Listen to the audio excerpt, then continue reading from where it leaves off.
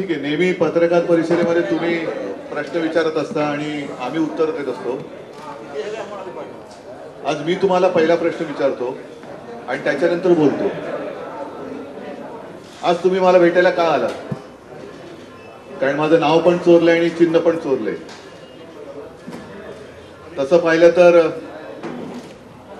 चोरांना राजप्रतिष्ठा देण्याचा काळ दुर्दैवाने देशात सुरू झालाय आणि सगळं काही चोरल्यानंतर सुद्धा तुम्ही माझ्याकडे एवढ्या गर्दी करून काय बोलायला आलात याचं पहिलं उत्तर द्या, मग मी मला जे बोलायचं ते बोलतो.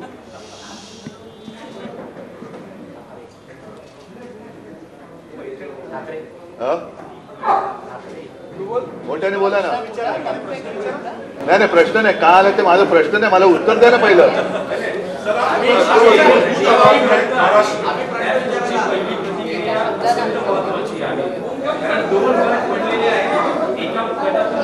कार्टून द्या ना, कार्टून. हा,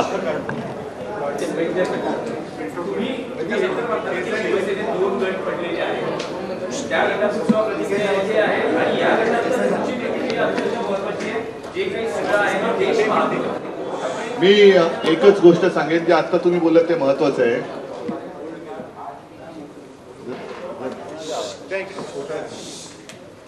एक गोष्ट अतिशय महत्वाची आहे की त्यांनी पक्षाचं नाव आणि चिन्ह जरी चोरलं किंवा चोरण्याचा प्रयत्न जरी केलेला असला आणि त्याला मी तर मगाशी माझ्या पदाधिकाऱ्यांनी सांगितलं की हा पूर्वनियोजित कट होता आणि आहे. पण आता आपण जे म्हणालात की त्यांनी शिवसेना नाव चोरलं तरी ठाकरे नाव नाही चोरू शकत. त्याच्यामुळे एका गोष्टीत तर मी नक्कीच भाग्यवान आहे की मी बाळासाहेबांच्या आणि माच्या पोटी जन्माला आलो. ते भाग्य काही त्यांना मिळालेलं नाही आणि ते भाग्य त्यांना दिल्लीवाले काही देऊ शकत नाहीत. कारण दिल्लीवाले किती जरी उठले मातले तरी ती माणसंच आहेत. प्रश्न एवढाच आहे, जे मी काल माझ्या उत्तर भारतीयांच्या एका बैठकीत बोललो की आज ही परिस्थिती त्यांनी शिवसेनेवर लादण्याचा प्रयत्न केलाय. ही परिस्थिती उद्या देशातल्या कोणत्याही पक्षावरती ते आणू शकतात आणि आत्ताच जर का याचा मुकाबला केला गेला नाही तर कदाचित येत्या 2024च्या लोकसभेची जी निवडणूक आहे ती आपल्या देशातली शेवटची निवडणूक ठरू शकेल. कारण त्याच्यानंतर हुकुमशाहीचा नंगानाच सुरू होऊ शकतो. हिंदुत्व नक्कीच, आम्ही हिंदुत्व काय सोडलेलं नाही, सोडणार नाही, पण आमचं हिंदुत्व हे राष्ट्रीयत्व आहे. त्याच्यामुळे राष्ट्र प्रथम आणि हिंदुत्वाचा बुरखा घालून राष्ट्र गिळायला जर कोणी निघाला असेल तर एक कडवट सच्चा राष्ट्रवादी, आता राष्ट्रवादी म्हटल्यानंतर पुन्हा तुम्ही पवारांशी संबंध नका लावू, राष्ट्रीय हिंदू म्हणून जे या विचाराचे आहेत त्यांनी लढाईला उभं राहिलं पाहिजे. आज एक कार्टून मी तुम्हाला दाखवतोय मुद्दामून, मिड डे मध्ये छापून आलेलं आहे. आता असं म्हणतात की काही शब्द जे काही काम करू शकत नाहीत किंवा साधलं जात नाही काही असंख्य शब्दांनी, ते एका कार्टून मध्ये साधलं जातं. तर हे मिड डे मध्ये छापून आलेलं कार्टून आहे. सामन्यात नाही, उद्या सामन्यात छापायला सांगितलेले मिड डेची परवानगी घेऊन. आणि त्याच्यात त्यांनी त्या कार्टून मध्ये असं दाखवलेलं आहे, घरफोडी झालेली आहे. इकडे भगवा झेंडा पण दाखवलाय त्यांनी. हे मी काढलेलं कार्टून नाहीये. त्याच्यात तो पोलीस जो आहे तो त्या घर मालकाला सांगतो की he has 2/3 of your assets, that means it all belongs to him. म्हणजे घरफोडी केलेली आहे, दरोडा घातलेला आहे, दरोडा घालून जेवढं काही आपल्या खोक्यात घेता येईल तेवढं घेतलेलं आहे आणि पोलीस त्याला सांगतात की याच्या सगळ्या खोक्यामध्ये सगळी तुझी 2/3 पेक्षा जास्त मालमत्ता याच्याकडे चोराकडे, त्याच्यामुळे सगळी उरलेली पण त्याचीच आहे. याला लोकशाही मानायची का? निवडणूक आयोगाने जो काही निकाल दिलेला आहे हा निकाल अत्यंत अयोग्य आहे. कारण घटनाक्रम जो घडलेला आहे त्या घटनेच्या क्रमाप्रमाणे निकाल अपेक्षित आहे. पहिली आम्ही 16 जणांच्या अपात्रतेची जी काही तक्रार केलेली आहे आणि त्याची सुनावणी उद्यापासून सर्वोच्च न्यायालयात सुरू होते आहे. मी मध्ये आपल्याला बोलून सांगितलं होतं की तो निकाल जोपर्यंत लागत नाही तोपर्यंत निवडणूक आयोगाने निकाल देऊ नये. ज्या पद्धतीने निवडणूक आयोगाने निकाल दिलेला आहे तो अयोग्य आहे. त्याला आम्ही आव्हान दिलेलंच आहे सर्वोच्च न्यायालयात. आमची विनंती आहे की उद्या त्याची सुनावणी व्हावी. आम्ही अशी प्रार्थना सर्वोच्च न्यायालयाला केलेली आहे. मुद्दा काय येतो की 2/3 हे कधी घडलेत? ते एका संख्येने गेलेत का? तर गेलेले नाहीत. 16 जण आधी गेलेत, त्यांची अपात्रतेची केस ती तिकडे दाखल आहे. त्याच्यानंतर मला वाटतं 23 जणांच्या अपात्रतेची आम्ही तक्रार केलेली आहे, ती केस चालू आहे. त्याची टोटल मारून जर 2/3 करणार असाल तरी सुद्धा घटनेमध्ये असं लिहिलेलं आहे की 2/3 कुठल्या तरी पक्षामध्ये विसर्जित व्हायलाच पाहिजे. ते विसर्जित झालेले नाहीत. त्याच्यामुळे ते घटनेच्या नुसार जे काही घटनातज्ञ माझ्याशी बोललेत त्यानुसार ते अपात्र ठरवले गेलेच पाहिजेत. अशी एक घटनेच्या मध्ये जी काही नमूद केलेली कलम आहे त्यानुसार जे लिहिले त्याप्रमाणे हे व्हायला पाहिजे. आता त्याच्या आधी निवडणूक आयोगाने ही घाई करण्याची काय गरज होती? मधल्या काळामध्ये ज्या पद्धतीने निवडणूक आयुक्त नेमले गेले ती प्रशांत भूषणनी एक केस केलेली आहे आणि त्यातले एक वादग्रस्त आयुक्त ह्या 3 आयुक्तांमधले एक आयुक्त आहेत. जर मी चुकत असेल तर मी माफी मागेन, पण जर मी बरोबर बोलत असेल तर हा प्रश्न सगळ्यांनी विचारला पाहिजे की ज्यांच्या नेमणुकीवरती प्रशांत भूषण यांनी केस दाखल केलेली आहे की घाईघाई त्यांची नेमणूक कशी काय केली? बरी नेमणूक झालेली आहे, निवड नाही. म्हणजे आपल्या लोकशाहीचं सर्वात मोठं एक दुर्दैव असं आहे की पक्षांतर्गत लोकशाही पाहिजे, पक्षांतर्गत निवडणुका पाहिजेत, देशात निवडणुका पाहिजेत. सगळ्या गोष्टी जर निवडणुकीने होत असतील आणि निवडणूक आयुक्त मात्र नेमणुकीने होत असेल तर मग लोकशाहीचा मूळ जो गाभा आहे तोच कुठेतरी धोक्यात येतोय. जसं सर्वोच्च न्यायालयाचे ते कॉलेजियम आहे किंवा की काय त्याला एक शब्द आहे मराठीमध्ये न्यायवृंद, त्याच्यावरती आता आक्षेप घेतला गेला होता केंद्रीय कायदा मंत्र्यांनी रिजिजू आणि राज्यसभेच्या सभापतींनी. पण न्यायमूर्ती खंबीर राहिले म्हणून सरकारला बॅकफुटला जावं लागलं. म्हणजेच काय की निवडणूक आयुक्त आम्ही आमचे चाकर असतील तेच नेमणार, न्यायालयामध्ये सुद्धा आमची चुकमत चालणार. अशा पद्धतीने जर का केंद्र सरकार जाऊ इच्छित असेल आणि जायला त्यांनी सुरुवात केली असेल तर एका गोष्टीबद्दल मला नक्कीच समाधान आणि आनंद व्यक्त करायचा आहे की ह्या त्यांच्या जी काही एक बेधुंदी होती त्याला सर्वोच्च न्यायालयाने चाप लावला. म्हणून आम्ही तुमच्याच माध्यमातून आणि प्रिंट मीडियातून वाचलं की सर्वोच्च न्यायालयाच्या ठामपणापुढे केंद्र सरकारला माघार घ्यावी लागली. जर सर्वोच्च न्यायालय उद्यापासून सुनावणी घेतच आहे आणि त्या सुनावणीचा निकाल काय लागू शकतो हे घटनातज्ञांनी सांगितलेलं आहे. म्हणून कुठेतरी गुंतागुंत वाढावी म्हणून घाईघाईने निवडणूक आयोगाने हा निकाल तर दिला नाही ना, तीच शक्यता मला जास्त वाटते. कारण आजपर्यंत मला नाही आठवत असं कुठे झालंय की एखाद्या पक्षामध्ये वाद निर्माण झाल्यानंतर चिन्ह गोठवलं जातं, नाव गोठवलं जातं. जे नाव आणि चिन्ह आमचं अंधेरीच्या पोटनिवडणुकीचं निमित्त सांगून गोठवलं गेलं होतं. मग मला कुठे मुखवटा घालण्याची गरज नाही. मी सरळ शिवसेना उद्धव बाळासाहेब ठाकरे या नावाने आणि मशाल चिन्ह घेऊन निवडणूक लढली. आमच्या पक्षाने ती निवडणूक जिंकली. ज्यांनी घाईघाई ते चिन्ह गोठवून घेतलं होतं त्यांनी आणि त्यांच्या राजकीय जे कोण त्यांनी म्हणतात, कारण काल मला वाटतं कोणतरी म्हणाले की अमित शहा त्यांना वडिलांसारखे आहेत. आता किती लोक त्यांना वडिलांसारखे वाटतात मला माहित नाही, माझे वडील तर ते चोरतातच आहेत. तर त्यांनी निवडणूक ती लढण्याची हिंमत पण नाही दाखवली. अशा पद्धतीने ह्या सगळ्या गोष्टी घडताना कुठेही जी मी तुम्हाला सांगत होतो की जसं पूर्वी काँग्रेसमध्ये सुद्धा वाद झाला होता इंदिराजींच्या वेळेला, तेव्हा सुद्धा सिंडिकेट आणि इंडिकेट असे 2 गट स्थापन केले गेले. त्यांचं मूळ एक पहिल्यांदा मला वाटतं आधी काय होतं, बैलजोडी एक होती, त्याच्यानंतर गाय वासरू होतं. तेव्हा गाय वासरू नका विसरू ही घोषणा गावोगावी खेडोपाडी गेली होती. ते गाय वासरू हे चिन्ह गोठवलं गेलं. मग इंदिराजींनी हात घेतला आणि मग ती हातकी सफाई इतके वर्ष सगळ्यांनी बघितली. समाजवादी पार्टीच्या मध्ये जेव्हा हा वाद झाला होता त्यावेळेला समोरचे जे होते त्यांनी मला वाटतं तो दावा दिलाच नाही, कोर्टात ते गेलेच नाही. त्याच्यामुळे ते नाव आणि चिन्ह अखिलेशला मिळालं. जयललिता आणि जानकी रामचंद्र यांच्यामध्ये जेव्हा वाद झाला तेव्हा त्या दोघी जणींमध्ये समेट झाला आणि मग नाव आणि चिन्ह ते मिळालं. बाकी कोणालाही असं नाव आणि चिन्ह हे एका गटाला हे तुझं म्हणून दिलेलं नाही. पंटी पण गोठवली नाही त्यांनी, मला वाटतं त्यांनी बदलली. ती पंटी विजली त्यांची, लोकांनीच विजवून टाकली. कारण तेव्हा त्यांची डिपॉझिट जात होती. आणि हा मुद्दा मी बोलवलं तेवढं तुम्ही मध्ये ह्याची पंटी घुसवलीत. चिन्हाच्या बाबतीतच जे मी सांगत होतो, तुम्ही मध्येच गडबड करून टाकली माझी, काहीतरी लिंक तोडली तुम्ही माझी. दुसरा पण आधी काही काय सांगत होतो, जनता वेगवेगळ्या राज्याचे वाद झाले तेव्हा जानकीरामन आणि दिलं नाही, कुणाला चिन्ह कुणाला दिलं नाही आणि पक्ष दोन्ही काँग्रेस. नाही थांबा, आता मध्ये बोलू नका कोणी. आता मधल्या काळामध्ये जेव्हा या वादाची सुरुवात झाली, हे मी परवाच्या प्रेस कॉन्फरन्समध्ये सुद्धा बोललो की निवडणूक आयोगाने आम्हाला शपथपत्र सादर करायला सांगितले, प्रतिज्ञापत्र, मग सदस्य संख्या दाखवा. आता त्याच्यामध्ये 4-6 महिने गेले. मधल्या काळामध्ये बातम्या पण अशा आल्या की शिवसेनेने बोगस शपथपत्र दिली.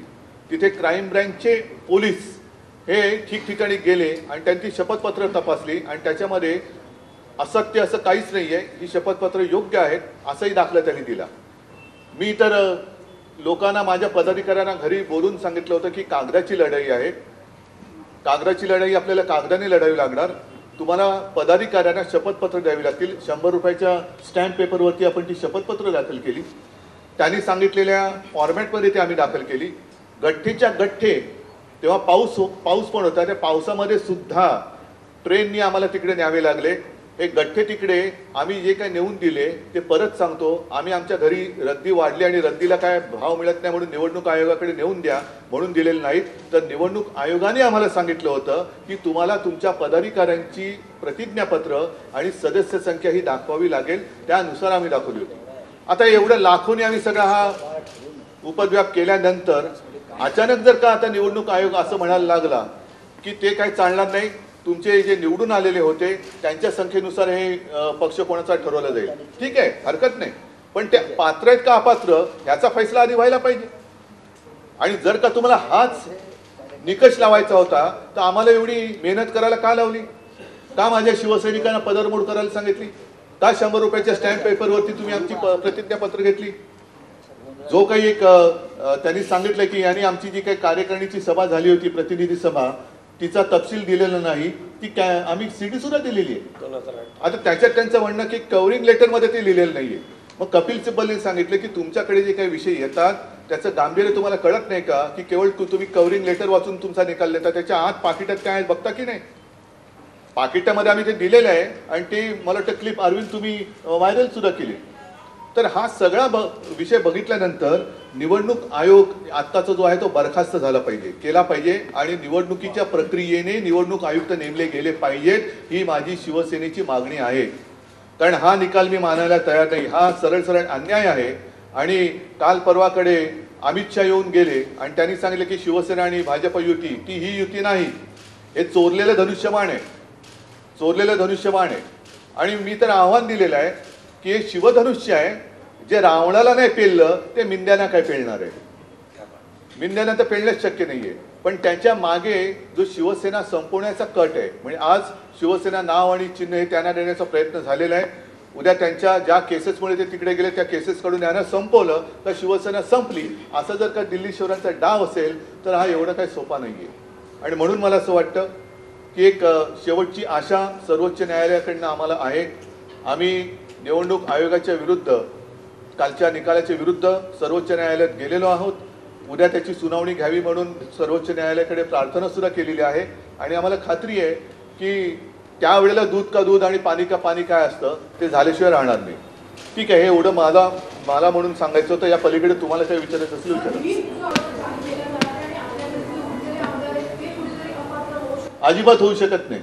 कारण याच्यामध्ये ज्या वेळेला 2 गटांना मान्यता दिली गेली त्यावेळेला दोन्ही गट आहेत हे मान्य केलं गेलेलं आहे. त्याच्यानुसार त्यांना ते नाव आणि चिन्ह, आम्हाला नाव आणि चिन्ह वेगळं दिलं गेलं. जो प्रश्न होता मूळ नाव आणि चिन्ह हे कोणाचं ते तसं त्यांनी देता कामा नये, तसं ते देऊ शकत नव्हते. ती सगळी खातरजमा केल्याशिवाय आम्ही त्याला चॅलेंज दिलेलं आहे. पण त्या गटाला त्यांनी ते नाव आणि चिन्ह दिलेलं आहे. आमच्या गटाचा आणि त्या गटाचा संबंध नाही. आता 28 तारखेनंतर हे चिन्ह जे आहे ते एवढीच मुलं आहे, पक्षाचं नाव देखील तेवढीच मुलं राहणार आहे. तुम्हाला ठीक आहे नवीन नवीन नाव शोधावं. मुळामध्ये पहिल्या प्रथम आम्ही सर्वोच्च न्यायालयात या आदेशाला आव्हान दिलेलं आहे. त्याच्यामुळे 2-3 दिवसात ते काय निर्णय देतात हा पण एक महत्त्वाचा विषय राहील. आणि स्थगिती दिल्यानंतर शेवटी नाव आणि चिन्ह हे आम्हाला सुद्धा आमचं जे आत्ता तात्पुरतं जे काय आहे ते पुढे हे करण्यासाठी मागणी करावीच लागेल, ते त्यांनाही करावी लागेल. त्यांचं जे काय तात्पुरतं नाव आणि चिन्ह आहे ते त्यांच्यासाठी त्यांनाही मागणी ती करावी लागेल. नाही, या दरम्यानच्या काळात ते अपात्र ठरले तर काय होणार त्यांचं, हा पण प्रश्न आहे. मग ते 40 लोक अपात्र होतील. सर हिंदी में कार्यालयामध्ये शिवसेनेच्या कार्यालयामध्ये दावा सांगितला जाईल. निधीचा जो दावा आहे ना तो ठरवण्याचा अधिकार निवडणूक आयोगाला नाही. निवडणूक आयोगावरती केस केली जाईल, खटला भरला जाईल, कारण कोणाच्याही निधीवरती दरोडा घालण्याचा अधिकार निवडणूक आयोगाला नाही. निवडणूक आयोगाला फक्त आणि फक्त निवडणुकीसाठी चिन्ह आणि पक्षाचं नाव ठरवण्याचा अधिकार आहे. त्या व्यतिरिक्त निवडणूक आयोगाला अधिकार नाही. निवडणुका देशात घेणं हा अधिकार त्यांचा आहे. पक्षांतर्गत लोकशाही जिवंत आहे की नाही हे बघण्याचा अधिकार आहे. पण हे तुझं निवडणूक आयोग म्हणजे काही सुलतान नाहीये. मला शरद पवारांचा तर आलाच होता, ममता बॅनर्जींचा आला होता, नितीश कुमार माझ्याशी बोलतात, ती जरा माझी चुकामुक झाली. अनेकांचे फोन येत आहेत, मी त्यांच्याशी बोलतोय आणि मला असं वाटतं की हे जे प्रकरण आहे हे प्रकरण आता देशभर पेटेल.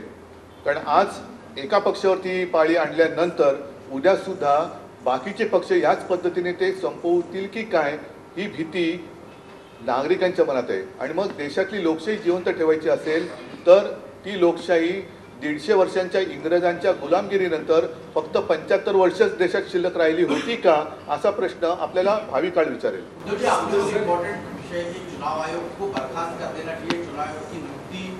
नहीं होनी चाहिए, उसमें भी चुनाव होना चाहिए.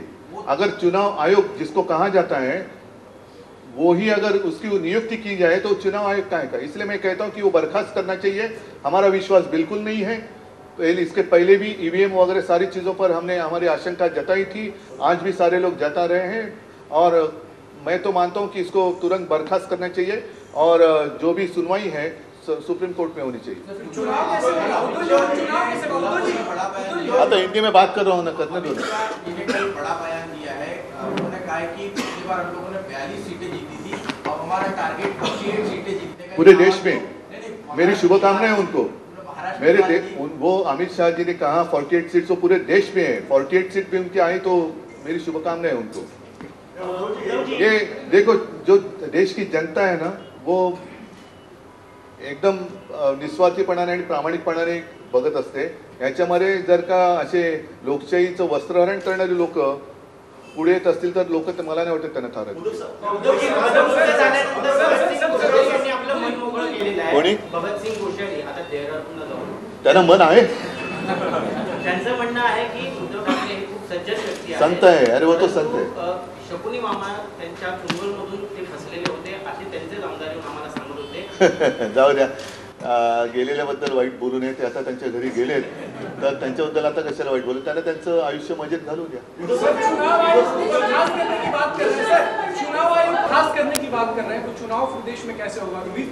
नहीं, चुनाव आयोग बर्खास्त कर ऐसे छोड़ देने के लिए मैं नहीं कह रहा हूँ. चुनाव आयोग के भी चुनाव होने चाहिए.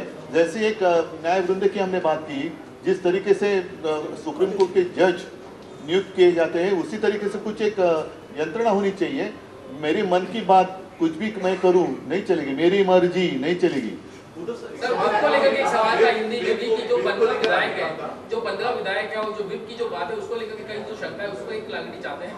उनका दावा है कि विप लागू होगा. बिल्कुल नहीं होगा, बिल्कुल नहीं होगा. क्योंकि जब से विवाद शुरू हुआ तब चुनाव आयोग ने 2 गुट को मान्यता दी. 2 गुट को अलग अलग नाम दिए गए, अलग अलग चिन्ह दिए गए.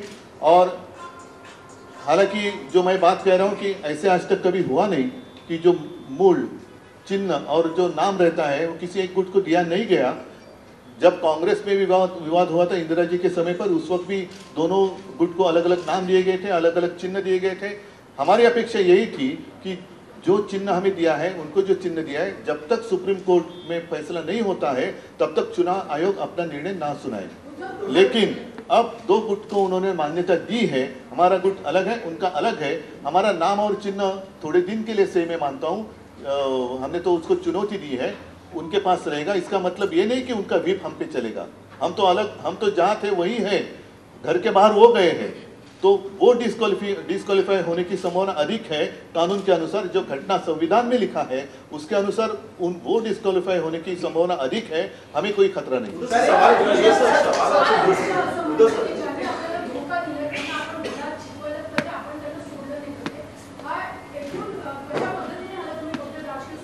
हे त्यांच्या मनातले जो काही डाकूपणा आहे तो समोर आलेला आहे, कारण दगा त्यांनी दिलेला आहे, मी नाही, मला त्यांनी ढकललेलं आहे। 2014 ला युती मी नव्हती तोडली, 2014 ला युती त्यांनी तोडली होती। 2019 ला सुद्धा अडीच वर्षाचं एक आमच्यात जो करार झाला, जे मी खुलेआम शपथ घेतली, माझ्या आई वडिलांची शपथ घेतली, त्यानुसार जर झालं असतं तर आज हे सन्मानाने झालं असतं। दगा त्यांनी दिलाय, मी नाही। आणि त्याच्यामुळे ते जे बोलले ज्यांना दगा दिले त्यांना धडा शिकवायचं, हे बरोबर आहे। ज्यांनी दगा दिले त्यांना लोक धडा शिकवतील। उसे लेकर भी कहीं ना कहीं सवाल उठे, वो किसके पास रहेगा, शिवसेना शाखा मुंबई में हो या पूरे महाराष्ट्र में हो, उसे लेकर भी एक पहले कल हमने जो चुनौती दी है इलेक्शन कमीशन के निर्णय पर, वो देखना महत्वपूर्ण रहेगा। और इसके ऊपर जैसे मैंने कहा कि चुनाव आयोग जो है वो सिर्फ और सिर्फ इलेक्शन सिंबल के लिए ही उनका अधिकार सीमित है, बाकी प्रॉपर्टी हो या फंड हो उसके ऊपर उनका अधिकार नहीं। अगर वो कोशिश करेंगे तो उनको केस की जाएगी चुनाव आयोग पर। एक मिनिटाचं राख। एक राजकीय विश्लेषण असं केलं जातं की 2019 मध्ये तुम्ही मोदी शहाची राजकीय शत्रुत्व घेतलं, काँग्रेस एनसीपी बरोबर गेला, महाविकास आघाडीचे मुख्यमंत्री झाला, त्याची मोठी राजकीय किंमत तुम्हाला मोजावी लागली। हे तुम्हाला वाटत असेल, पण कदाचित उद्याचा जो काय काळ आहे त्याच्यामध्ये यांचे चेहरे तर कळले, मुखवटे तर कळले। ज्यांना 25-30 वर्ष आम्ही आपलं म्हणून जपलं, अगदी मोदी आणि शहाना सुद्धा ज्या शिवसेना प्रमुखांनी वाचवलं, त्यांची नियत ही लोकांना कळावी, त्याच्यासाठी तरी घडलं असेल की हे काय आहे, खरं हिंदुत्व काय आहे हे लोकांना कळलं पाहिजे, म्हणूनच कदाचित या घटना घडल्या असतील।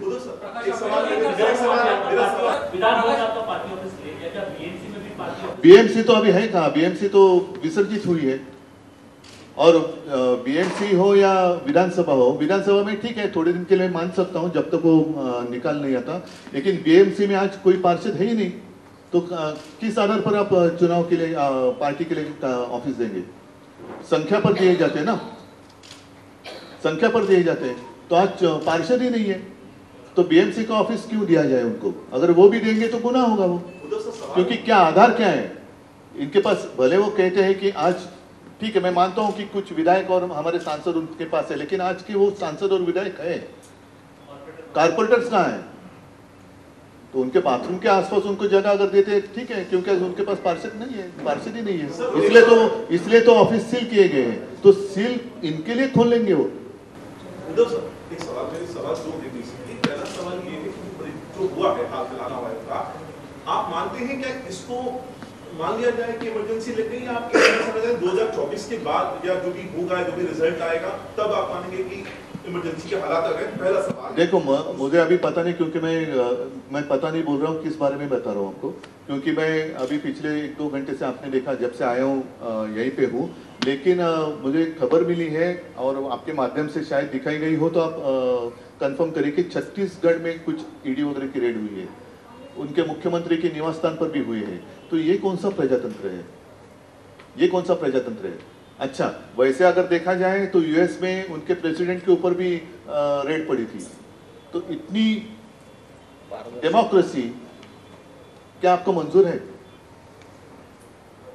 अगर डेमोक्रेसी आप मानते हैं और इसमें डेमोक्रेसी का हिस्सा मानते हैं, तो फिर यूएस की डेमोक्रेसी आपको मंजूर है क्या? और नहीं है तो फिर इसको तानाशाही कहना चाहिए क्या? तो पिछले 3 दिनों में आप तमाम अपने कार्यकर्ताओं से, पार्टी लीडरशिप में भी आपके साथ खड़े हुए हैं, चुनाव चिन्ह जाना, पार्टी का नाम जाना, गया नहीं है, चुराया है। एक सेंस आपने फील करने की कोशिश की होगी, एक डैमेज, क्या आपको एक लीडर के तौर पे एक डैमेज होता हुआ यहाँ पर चुनावों को ध्यान में रखकर, या आपने जनता के बीच में जाने को लेकर एक हल्का सा एक डर, एक जहन में किसी भी तरह का कोई ख्याल इस तरह का आपको अभी तक देखने के लिए मिला? डर तो जरूर हुआ, क्योंकि जिन लोगों को हमने अपना माना, मित्र तो ठीक है, वो मित्र तो थे ही नहीं, लेकिन हमने हमारे परिवार के लोगों को जैसे हम संभालते वैसे हमने संभालने की कोशिश की। उन्होंने अपनी जो कहते हैं कि राजनीति में माँ शिवसेना, उसकी हत्या करे, उसका दर्द जरूर है। हत्यारा कोई और नहीं, वो हमारे घर का ही निकला, वही हमें दर्द है। और उसको उसी को सुपारी दी गई, उसका हमें दर्द। प्रकाश आंबेडकर जे म्हणतायत की जर महाविकास आघाडी सोडणार असेल तर आम्ही पुन्हा एकदा एकनाथ शिंदेची भूमिका घेऊ। ठीक आहे, त्यांच्याशी बोलेन ना मी। हा, या सगळ्या घटना घडत असताना राज्यातल्या शिवसैनिकांशी संवाद साधण्यासाठी काही दौरा किंवा काही जरूर तुमच्या माहितीसाठी सांगतो, मगाशी सगळे माझे राज्यातले पदाधिकारी आले होते आणि त्यांच्यासमोर पहिले आमच्या ज्या काही टीम्स आहेत त्या टीम्स आता 25 तारखेपासून राज्यात पूर्ण गावोगावी जातील, शिवसैनिकांशी संवाद साधतील। माझ्या सुद्धा सभा आता पहिली 5 तारखेची सभा जाहीर होईल, त्याच्यानंतरची सभा जाहीर होतील आणि मी सुद्धा फिरणार आहे, राज्यामध्ये सभा घेणार आहे। आणि साहजिकच आहे, ज्या लोकांना हे पटलेलं नाही आहे असे असंख्य लोक ज्यांचा शिवसेनेशी संबंध नाही त्यांचे ते फोन करून सांगतायत। विशेष म्हणजे अमराठी लोक याच्यामध्ये आहेत, त्याच्यामध्ये काही मुस्लिम लोक आहेत, त्याच्यात काही ख्रिश्चन लोक आहेत। हे सगळे लोक आज जे काही घडतंय हे आम्हाला मान्य नाही आणि आम्ही तुमच्या सोबत आहोत असं मला येऊन भेटून किंवा फोनवरती मेसेज करून सांगतायत। तर त्या सगळ्यांना मी संपर्कात मी त्यांच्या आहे आणि प्रत्यक्ष सुद्धा बाहेर पडणार। सामान्य शिवसैनिकांच्या भावना दुखावल्यात, मात्र ते आक्रमक आहे, पण आपण कुठेतरी त्यांना थांबवत आहेत, त्यामुळे ते शांत आहेत असं देखील लोक त्यांचा प्रयत्न हाच आहे की देशात अराजक आणायचा, शांततेने चाललेला हा जो काही देश आहे त्याच्यामध्ये एकमेकाला लढवत ठेवायचं आणि आपली पोळी भाजायची, हा ज्यांचा प्रयत्न आहे तो प्रयत्न मला साध्य होऊ द्यायचा नाही।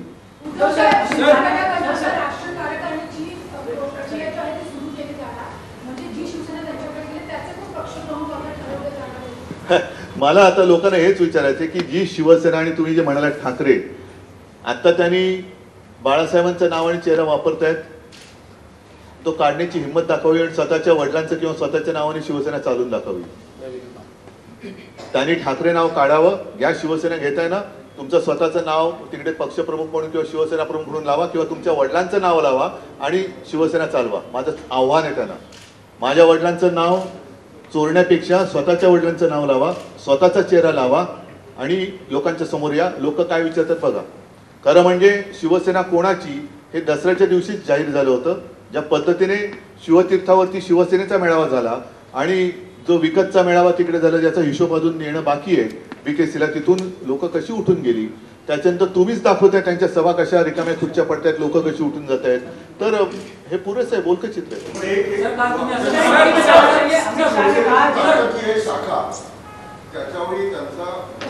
शाखा म्हणजे ऐका, एक मिनिट, ती एक कुठल्या तरी यांची विकासकाची जाहिरात होती, घर म्हणजे केवळ 4 भिंती नाही, तसंच आहे ते।